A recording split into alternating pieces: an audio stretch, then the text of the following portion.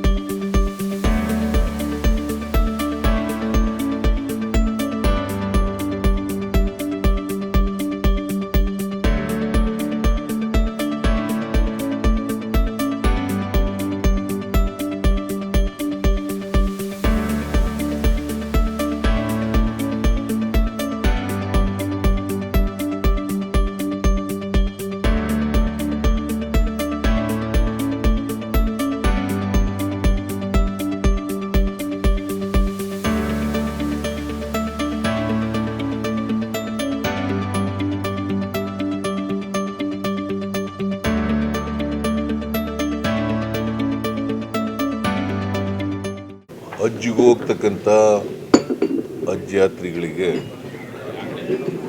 ಇವತ್ತು ಅದರ ಉದ್ಘಾಟನೆಯನ್ನು ಮಾಡ್ತಾ ಇದ್ದೀನಿ.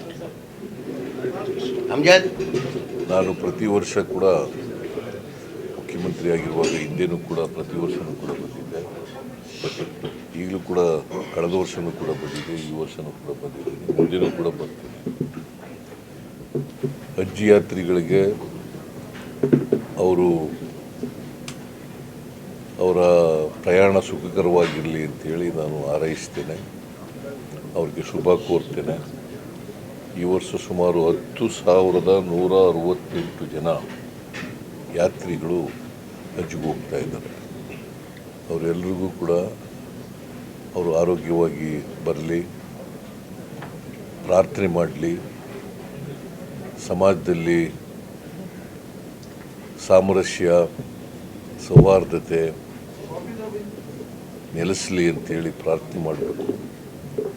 ಯಾಕಂದರೆ ಕುವೆಂಪು ಅವರು ಏನು ಹೇಳಿದ್ದಾರೆ ಅಂದರೆ, ಸರ್ವ ಜನಾಂಗದ ಶಾಂತಿಯ ತೋಟ ಆಗಬೇಕು ನಮ್ಮ ಸಮಾಜ ಅಂತೇಳಿ.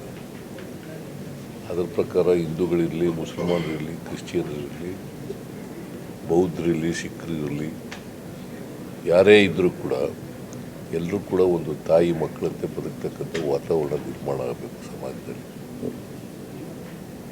ಅದಕ್ಕೆ ಅಂಥ ವಾತಾವರಣ ನಿರ್ಮಾಣ ಆಗಬೇಕಾದ್ರೆ ಎಲ್ರಿಗೂ ಆರ್ಥಿಕ, ಸಾಮಾಜಿಕ, ರಾಜಕೀಯ ಶಕ್ತಿ ಬರಬೇಕು, ಅವರೆಲ್ಲರೂ ಕೂಡ ಸಬಲರಾಗಬೇಕು. ಅದಕ್ಕೆ ಈ ಹಜ್ ಯಾತ್ರಿಗಳು ಪ್ರಾರ್ಥನೆ ಮಾಡಲಿ. ಮತ್ತು ಈ ಆರ್ಥಿಕ ವರ್ಷದಲ್ಲಿ 24-25ನೇ ವರ್ಷದಲ್ಲಿ ರೈತರಿಗೆ, ಈ ರಾಜ್ಯದ ರೈತರಿಗೆ, ದೇಶದ ರೈತರಿಗೆ ಅವರ ಒಳ್ಳೆ ಮಳೆ ಬಂದು, ಬೆಳೆ ಬಂದು, ನಾಡಿನ ಸಮೃದ್ಧಿ ಆಗಲಿ ಅಂತೇಳಿ ಪ್ರಾರ್ಥನೆ ಮಾಡಬೇಕು ಅಂತೇಳಿ ನಾನು ಎಲ್ಲ ಯಾತ್ರಿಗಳಿಗೆ ಮನವಿ ಮಾಡ್ತೀನಿ. ಸರ್ ಇದು ಹುಬ್ಬಳ್ಳಿ ಮತ್ತು ಮಂಗಳೂರು ಗುಲ್ಬರ್ಗಲ್ಲಿ ಹಜ್ ಭವನ್ ಮಾಡಬೇಕಂತ ಮಾಡ್ತಾ ಇದ್ದೀನಿ.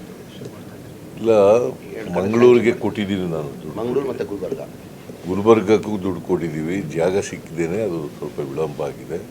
ಮಂಗಳೂರಿನಲ್ಲಿ ಈಗ ಜಾಗ ಗುರ್ತಾಗಿದೆ. ಗುಲ್ಬರ್ಗದಲ್ಲಿ ಆಲ್ರೆಡಿ ಜಾಗ ಇದೆ ಸರ್. ಗುಲ್ಬರ್ಗದಲ್ಲೂ ಈಗ ಕೂಡ ಗುದ್ಲಿ ಪೂಜೆ ಮಾಡ್ತೀವಿ ಸರ್. ಈಗ ಈ ಕೋಡ್ ಆಫ್ ಕಾಂಡಕ್ಟ್ ಮುಗಿದ ತಕ್ಷಣ ಪೂಜೆ ಮಾಡ್ತಾರೆ. ಫಸ್ಟ್ ಫ್ಲೈಟಿಗೆ ಹಜ್ಜಿಗೆ ಹೋಗೋರು ಎಲ್ಲರೂ ನಿಮಗೆ ನೆನೆಸ್ಕೊಂಡ್ರು. ಸಿ ಎಂ ನೋಡಬೇಕಿತ್ತು, ಸಿಎಂಗೆ Permission ಕೊಟ್ಟಿಲ್ಲ. ಮಾಡ್ತೀವಿ. ಇಲ್ಲ, ಅದೇನಾಯಿತು, ಕೋಡ್ ಆಫ್ ಕಾಂಡಕ್ಟ್ ಇದ್ದದರಿಂದ ಇವರು ಎಲೆಕ್ಷನ್ ಕಮಿಷನ್ನವರು ಪರ್ಮಿಷನ್ ಕೊಡಲಿಲ್ಲ, ಹಾಗಾಗಿ ಬರೋಕ್ಕಾಗಲಿಲ್ಲ. नहीं, हम इलेक्शन कमिश्नर को परमिशन डाले थे. कभी भी सिद्धरामैया जब भी मुख्यमंत्री थे कोई भी साल नहीं मिस करे. इस साल भी आने के लिए कोड ऑफ कंडक्ट होने की वजह से हमने परमिशन इलेक्शन कमिश्नर को परमिशन डाला था. उन्होंने इलेक्शन कमिश्नर ने परमिशन नहीं दिया था. तो हमारे स्टेट के कर्नाटका स्टेट के मुख्यमंत्री नहीं, मैं कोई साल नहीं मिस किया, इस बार आना खाली एटलीस्ट मैं हाजों को विश करके जाता हूँ करके आ जाए. हम तमाम मुसलमानों की तरफ से हम सिद्धरामैया साहब को दिल की गहराई से मुबारकबाद देते हैं. ಸರ್, ಇದು ಬೀದರ್ ಜಮೀರ್ ಅಹಮದ್ ಖಾನ್ ಪದ ಬಂಗಾರು ಡೈಲಿ 25ರಿಂದ 30 ಜನ ಹಾಜಿ ಅವ್ರ ಜೊತೆ ಬರ್ತಾರಲ್ಲ, ಫ್ರೀ ಕೊಟ್ಟಿದ್ದು ಆ ಬಗ್ಗೆ ಹೇಳ್ತಾರೆ. ಫ್ರೀ ಈಗ ಹಜ್ಜಿಗೆ ಬರೋರು ಅವ್ರ ರಿಲೇಟಿವ್ ಬರ್ತಾರೆ ಸರ್. ಅವ್ರಿಗೆ ಎಲ್ಲರಿಗೆ ಪ್ರತಿ ದಿವಸ 25ರಿಂದ 30,000 ಮಂದಿಗೆ ಜಮೀರ್ ಅಹಮದ್ ಸಂತ ದುಡ್ಡಿದ್ದು ಜಮೀರ್ ಅಹಮದ್ ಅವರು ಅವರೆಲ್ಲರಿಗೂ ಕೂಡ ಊಟ ಕೊಡ್ತಕ್ಕಂಥ ಕೆಲಸವನ್ನು ಮಾಡ್ತಾ ಇದ್ದಾರೆ. ಅವರಿಗೆ ಎಲ್ಲ ಜನರ ಪರವಾಗಿ ಅಭಿನಂದನೆಗಳನ್ನು ಸಲ್ಲಿಸಲಿಕ್ಕೆ ಬಯಸ್ತಾ ಇದ್ದಾರೆ.